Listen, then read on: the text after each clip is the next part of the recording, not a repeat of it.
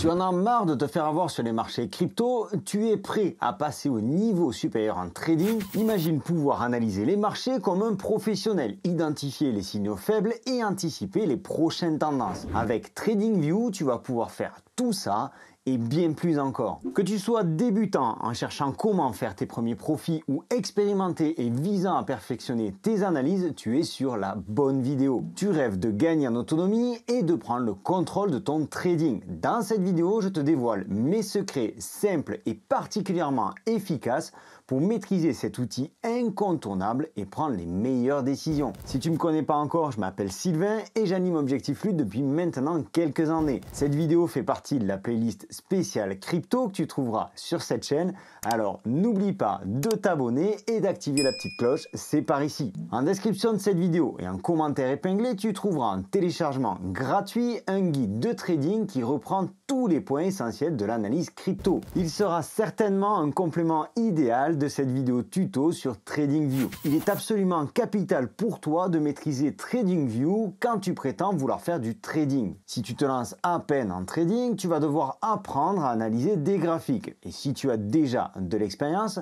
je suis sûr que tu as à cœur de perfectionner tes connaissances. Personnellement, j'utilise TradingView sur TradingView, mais la plupart du temps directement sur BitGet. C'est à 99% la même chose.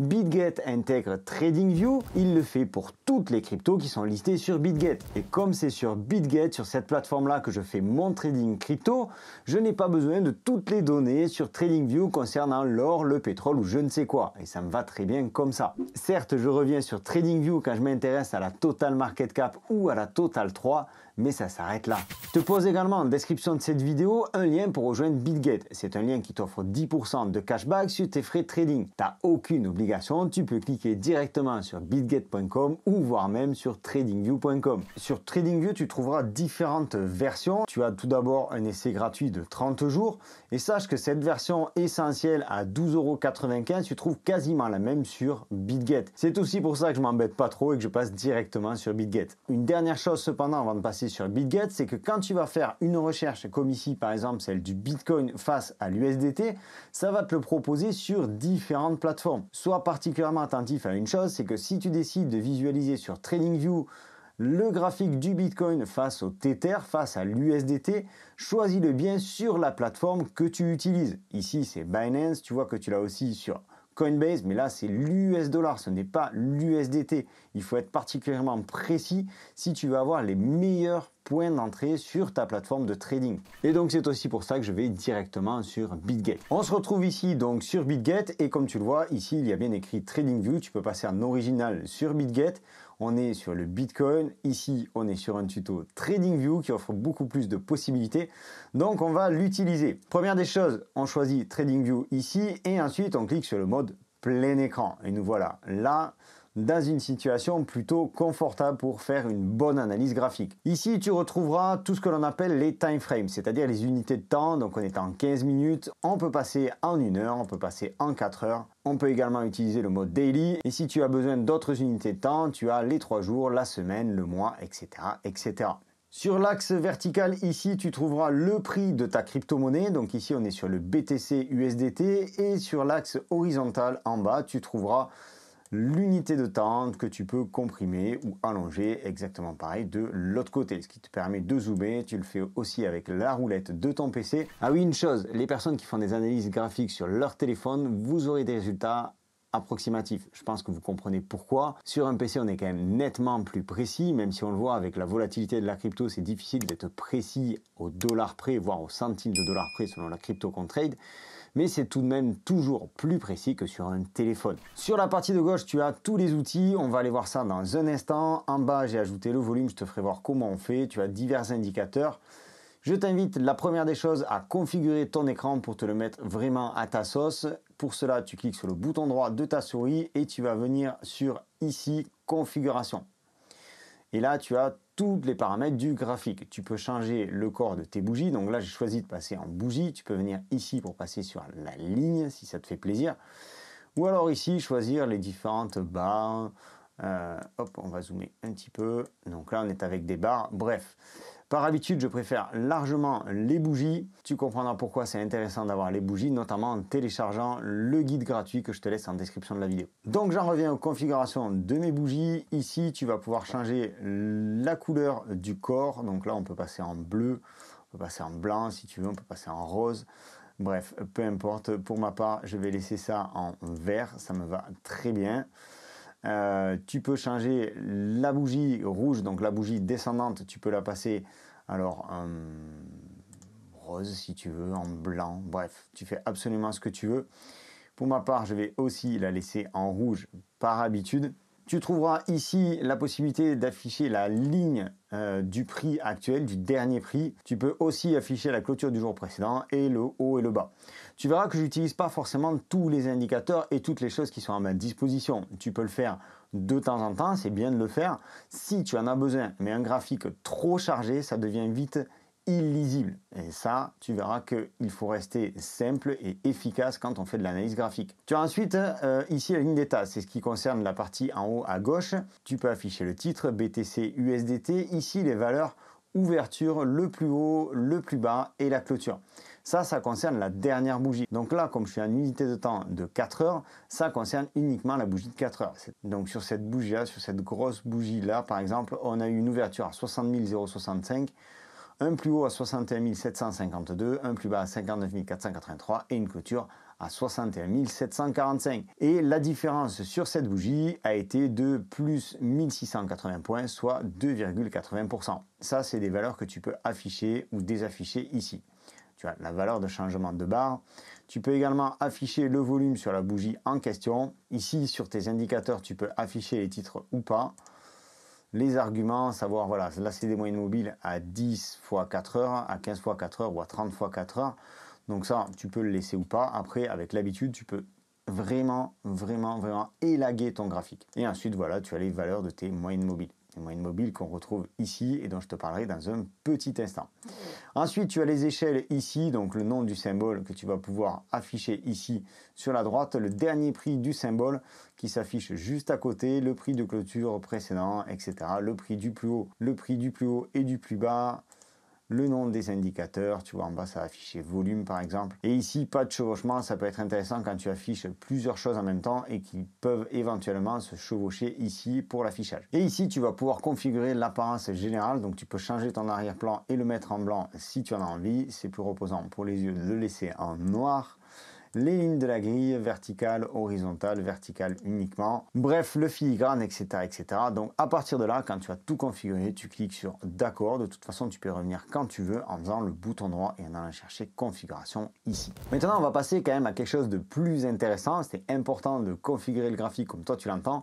On va passer à quelque chose de peut-être plus intéressant. On va s'intéresser aux outils qu'on a sur la gauche. Et tu vas voir que je ne les utilise pas tous, tout simplement parce que comme je te le disais, un graphique trop chargé, c'est un graphique qui devient vite illisible. Donc à gauche, tu vas pouvoir retrouver ici tes différents curseurs, si tu aimes le cross ou si tu aimes le point, donc c'est-à-dire la croix ou le point. Moi, je laisse la croix. Ici, on a les différentes lignes. Alors là, on va pouvoir tracer des choses intéressantes, les droites de tendance par exemple. Donc tu vas cliquer sur un premier point et tu vas cliquer sur un deuxième point. Tu vas pouvoir venir ici ajuster tes points pour avoir vraiment la tendance la plus précise possible. Voilà, donc là, on aurait pu faire une ligne de tendance, une droite de tendance. Ça, c'est très intéressant. En la sélectionnant dessus et en utilisant tout simplement copier, coller, c'est-à-dire CTRL-C et CTRL-V, tu vas pouvoir la répercuter de l'autre côté et potentiellement tracer des canaux qui soient ascendants, horizontaux ou descendants. Ça peut être intéressant aussi. Ta ligne, quand tu l'as tracée, tu peux cliquer dessus et tu vois que ici tu as différentes options qui s'affichent. Ok, tu vas pouvoir modifier la couleur de ta ligne, si tu veux la passer en blanc, si tu veux la laisser en bleu, tu veux modifier l'épaisseur de ta ligne en fonction de ce que tu veux faire passer comme message. Tu peux aussi double-cliquer dessus et là avoir d'autres possibilités. Tu vas pouvoir prolonger ta ligne à gauche, prolonger ta ligne à droite. Tu vas pouvoir avoir le point médian si tu souhaites afficher ça. Tu vas pouvoir afficher le changement en pourcentage, c'est-à-dire qu'entre le haut de ta ligne et le bas de ta ligne, tu vas avoir une différence de pourcentage de 17,6%. Tu vas pouvoir afficher la distance, c'est-à-dire qu'entre là et là, il y a 752 unités de temps, etc., etc. Chose intéressante, c'est que tu peux ici afficher du texte sur ta ligne. pour faire passer un message, par exemple, objectif lune, ou alors tu peux mettre de façon peut-être un petit peu plus sérieuse. Voilà, quelque chose comme ça, ça peut être intéressant. La droite de tendance, c'est un outil que j'utilise quotidiennement. C'est vraiment important de le maîtriser. Après, c'est très simple à mettre en place. Ce qui est plus compliqué, c'est d'arriver à déterminer vraiment les points. Mais ça, avec du travail et de l'habitude, tu finiras par faire quelque chose de très intéressant. Ensuite, tu vas pouvoir indiquer peut-être des points intéressants. Comme ici, tu as une flèche. Et là, même délire, tu vas pouvoir ici ajouter du texte. Voilà, ici, un point de contact que tu vas pouvoir, bien entendu, copier-coller pour revenir mettre ici, un deuxième point de contact. Ensuite, qu'est-ce qu'on trouve? On trouve le rayon. Là, c'est un petit peu plus particulier. Donc, ça peut être intéressant pour tracer, par exemple, des lignes de tendance. Donc là, pour tout effacer, j'ai la possibilité de venir ici, soit supprimer les 9 dessins. Je vais réinitialiser mon graphique pour te présenter donc le rayon. Le rayon, tu cliques ici et tu vas pouvoir ensuite, voilà, ajuster assez facilement. Après, bien entendu, tu peux le déplacer. Ça te donne aussi la possibilité de faire des droites de tendance. Ensuite, on retrouve notre fameuse ligne horizontale qui, elle, va nous servir dans le cas où on veut tracer des résistances et des supports. Donc là, ici, on aurait quelque chose qui ressemblerait à un support. Ici, on aurait quelque chose qui ressemblerait à une résistance. D'accord? Si on veut matérialiser l'ancien plus haut du Bitcoin. Personnellement, pour ce qui est de résistance et de support, j'utilise un autre outil. Pour effacer, tu as la possibilité donc de cliquer dessus et d'utiliser le bouton supprime de ton clavier. Ici, je vais venir utiliser un rectangle. Donc, tu vois, à la suite du pinceau, j'ai le rectangle. Voilà, qui va me matérialiser une zone de résistance ou une zone de support. Parce que la crypto étant toujours très volatile, je pense qu'il est plus pertinent de tracer des zones de résistance et des zones de support. Ensuite, tu trouves donc, ça c'était pour le rectangle, tu trouves donc ici le pinceau qui va te permettre d'indiquer certaines zones vraiment particulières. Là, tu peux dessiner absolument ce que tu veux. Tu peux imaginer que le Bitcoin fasse comme ça avant de repartir plus haut. Donc ça, c'est le pinceau qui te permet de faire ce genre de tracé. Ensuite, tu as différentes choses et comme je te le disais, je ne les utilise pas forcément. Là, tu as un autre type de pinceau qui permet d'avoir quelque chose d'un petit peu plus gros. Tu trouveras ici le retracement de Fibonacci qu'on trouvera dans une prochaine vidéo, la prolongation, la fourchette qui peut être intéressante pour tracer des canaux, tu as le canal de Fibonacci, etc. Bref, ça ce sont des indicateurs, des outils qui permettent vraiment de pousser au maximum ton analyse graphique. Une fois de plus, personnellement, j'essaie de rester simple, de tracer moi-même mes zones de support, de tracer moi-même mes zones de résistance, d'essayer de déterminer les canaux. Ces outils-là, j'y reviendrai vraiment dans des vidéos dédiées. Ici, tu peux ajouter du texte. Une chose que j'utilise assez souvent, c'est la flèche vers le haut ou la flèche vers le bas. Donc, par exemple, ici, pour matérialiser un rebond qu'on va pouvoir dupliquer aussi par ici. OK, et la flèche vers le bas qui, elle, va me permettre de matérialiser éventuellement une résistance de manière plus précise, sans avoir un gros dessin en plein milieu qui prend vraiment toute la place. Ensuite, ici, tu as quelque chose de très intéressant. Les positions longues ou les positions short qui vont te permettre éventuellement de déterminer tes TP et d'établir ton ratio de risque. Donc ici, position longue, c'est quand on va être à l'achat. Donc tu vois que si on retrouve l'ATH, c'est-à-dire le plus haut du Bitcoin par rapport à cette zone-là, on aura fait un gain de 18%. Et si on retrouve le plus bas à l'heure actuelle, on aura fait une perte de 21%. Donc ça peut être intéressant quand tu prends un trading entre tes zones de support et tes zones de résistance, de pouvoir déterminer ton ratio risque-récompense. Sache que ton ratio risque-récompense, à partir du moment où il est au-dessus de 1,50, ton trade commence à devenir intéressant. Et donc ça fonctionne exactement pareil en short, en admettant que ici on veuille vendre le Bitcoin vers le plus bas récent, c'est-à-dire vers ici, et par rapport au dernier plus haut récent, j'ai pris une unité de temps beaucoup plus courte. Là on a un ratio risque-récompense de 3,68.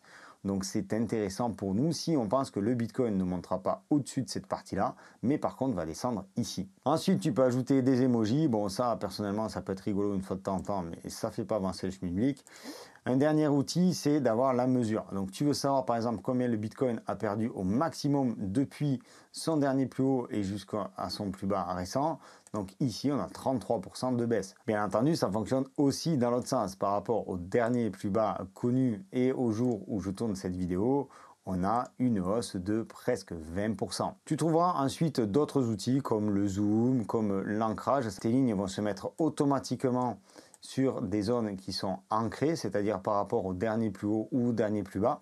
Donc ça peut être sympa quand tu traces tes graphiques, ça peut t'aider dans le tracé de tes graphiques. Hop, et la dernière chose qu'on a vu rapidement tout à l'heure, c'est de supprimer, d'effacer complètement tous tes dessins. Maintenant, on va aller voir la partie du haut ici. Donc on a vu brièvement tout à l'heure les unités de temps, on a d'autres parties, d'autres indicateurs. Ici, on va pouvoir ajouter des indicateurs à la demande. Donc personnellement, j'ai déjà ajouté le volume que tu trouves en bas ici. Le volume, c'est intéressant à étudier, c'est intéressant à regarder, ça donne un indicateur très pertinent sur la santé d'une crypto notamment. Je pense que j'y consacrerai une vidéo entière là-dessus. Ensuite, tu as un autre indicateur que j'utilise assez souvent, ce sont les moyennes mobiles. Donc tu vois que ici, j'en avais déjà 3 d'affichés, je viens d'en afficher une 4e, donc ça correspond à l'unité de temps. Donc là, j'ai 10 unités de temps en 4 heures. Si je passe en journalier, ce sera peut-être plus simple à comprendre. J'ai des moyennes mobiles qui sont à 10 jours, 15 jours, 30 jours et 9 jours. Pour être un petit peu plus précis, je double-clique dessus pour avoir des moyennes mobiles différentes. Ici, je vais la faire à 200 jours par exemple.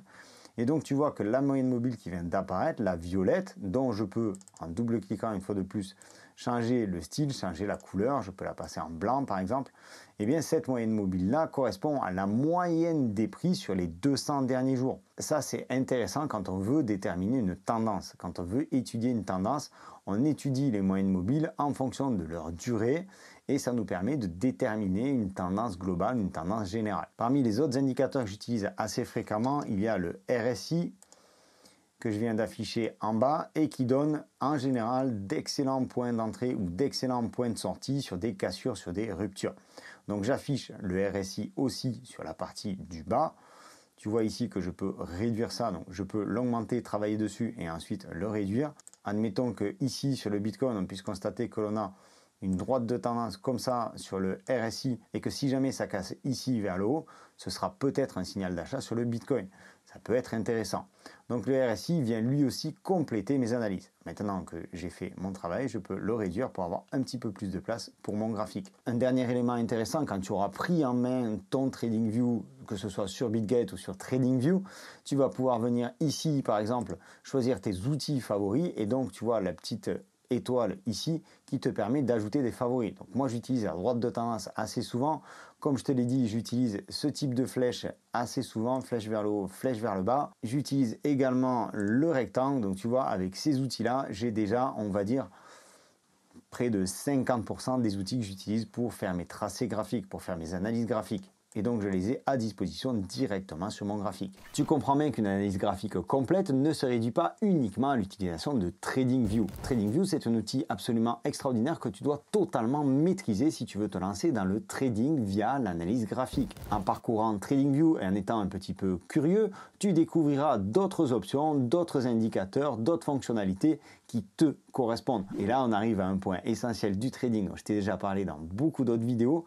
C'est que c'est à toi de maîtriser pleinement ta façon de trader. Donc ça passe aussi par l'utilisation de tes propres outils. Dans cette vidéo, je t'ai montré les outils principaux que j'utilise quotidiennement. Ponctuellement, je vais chercher des confirmations en utilisant d'autres indicateurs. Cependant, je ne perds jamais de vue que plus mon graphique est chargé, moins mon analyse sera pertinente. J'espère en tout cas que cette vidéo t'aura plu et t'aura apporté de nouvelles connaissances. Je t'invite à me laisser en commentaire ce que tu penses de ce type de contenu. Je te donne rendez-vous dans une prochaine vidéo. C'était Sylvain pour Objectif Lune. Prends soin de toi et de tes cryptos. Je te dis à bientôt. Ciao!